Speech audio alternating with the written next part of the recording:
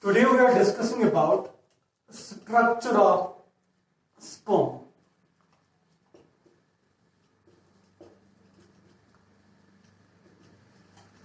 Taking the sperm, it's a haploid, having the half chromosome, so it's a haploid, flagellated, motile structure.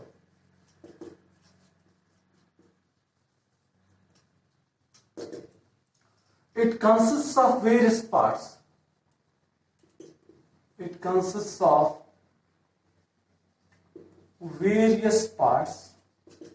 Like we have, the first part we have is the head, then we have the neck, then we have the middle piece,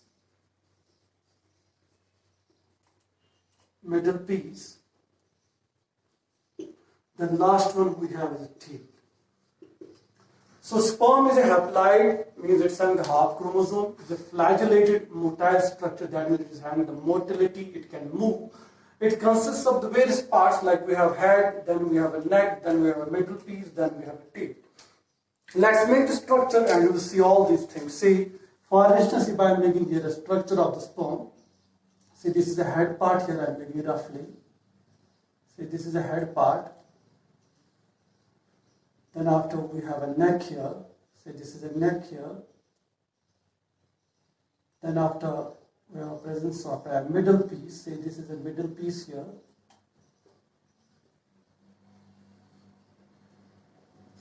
And after we have presence of a tail, say this is a tail. Now this is a sperm structure. You can call this part as a head, say this is a head here. And this region is known as a neck. This one is known as a middle piece. Then after we have presence of a tail. So this is a tail region here. Now this head, it consists of a nucleus. The nucleus may be flat or it may be oval nucleus. Say for example, I am making here an oval nucleus. Say this is a nucleus here. So I am making here. So oval nucleus. And we have also the presence of an acrosome here. Say this is the acrosome here which I am making in a red color. Say this is the acrosome here. This was the nucleus here. Then after we have a presence of this one. This is the acrosome here, which is having the hydrolytic enzyme. So this is the acrosome here. Now this acrosome, it is also covered by a helmet-like structure. If I am making this helmet-like structure, so this is a helmet-like structure which is covering this part of the head, as well as it is covering the acrosome here. We can call this part as galley. This is a galley, and this region is known as acrosome, and this is the presence of the nucleus. So head consists of the presence of a nucleus in the head. Then after we have a presence of a acrosome which is having a hydrolytic enzymes, and it's also covered by a helmet-like structure. We call it as a gallia. That gallia is covering the head, some portion of the head, and also covering the acrosome. Then going below to it, we have presence of here centrioles.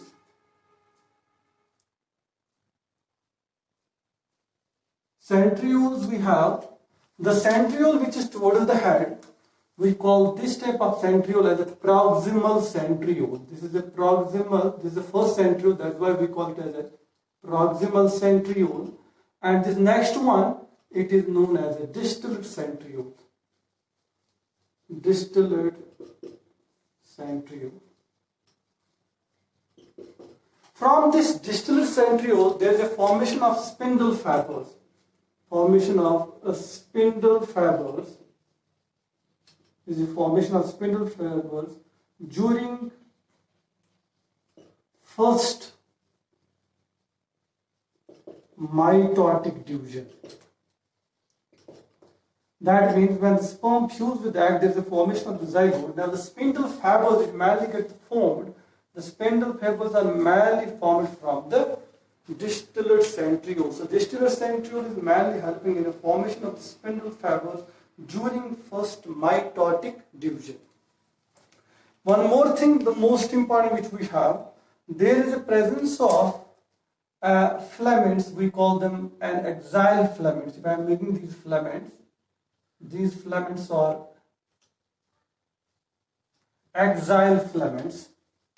Say if we take these one as an axial filaments. Their arrangement is about 9+2. So they are actually the mobile axial filaments. They are helping in a mobility of the, because they move up to the tail region, so they are helping in a mobility of the sperm. These axial filaments, which is having the arrangement of 9+2. One more important thing is, from this head, one more collar-like structure we have, or a covering we have, that is covering up to the base of this, base of the middle piece. We can call this covering as manchet. This is known as the manchet. If I am making here from here up to here, we have one more covering. We call this covering as manchet. This is a manchet. This is one more covering which is covering it from head, part of the head and the part of the middle piece. Then after, we have a presence of a mitochondria, but mitochondria here is a ribbon-like, so we can call that type of mitochondria the Neberkin. See, if I am making the mitochondria structure here, the mitochondria is actually ribbon-like. It's having a ribbon-like mitochondria.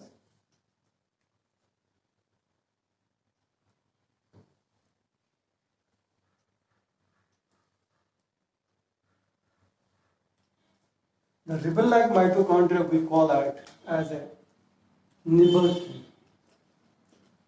Neberkin is the mitochondria of the sperm. So these are the various structures which we will find inside the sperm. The structures we have head is consisting of acrosome, which is having a hydrolytic enzyme. You see in a reaction, acrosomal reaction, how the reaction takes place.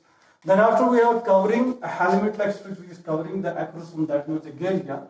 Then after we have flat nucleus, or we have an oval-shaped nucleus. Then after we have one more covering, that is covering the part of the head and as well as the middle piece. We call that the manchet. Then after we have a presence of neck, and we have a presence of proximal centriole. Then after we have a distal centriole. This distal centriole is helping in a spindle fiber formation during the first mitotic division. Then after we have from this distal centriole we have a formation, or we have a presence of these axial filaments. These axial filaments, they have a 9+2 arrangement which helping in a movement of the sperm. Then we have a middle piece which is present here. In the middle piece we have a Neberkin, which are actually the mitochondria which have a ribbon-like structure. So this is actually the structure of the sperm. Now, one most important thing which we have to discuss, that is, the sperm is actually the haploid. It is a haploid structure. See, if we take in a structure here, say if we have a meiosis first has been taken place, now we have the formation of the gametes in a meiosis, that is the X and the Y. So meiosis first has been completed. Now these two will enter into the meiosis second. In a meiosis second, what will happen? Say when they will enter into the meiosis second, now this X will make an XX sperm, and this will make an YY sperms. That means during the meiosis second, what will happen? The 50% of the sperm will be XX and the 50% sperm will be YY sperm. And we can call this 50% of XX sperms as gymnosperms. Gymnosperms. So 50% are gymnosperm and 50% are androsperms. Androsperms.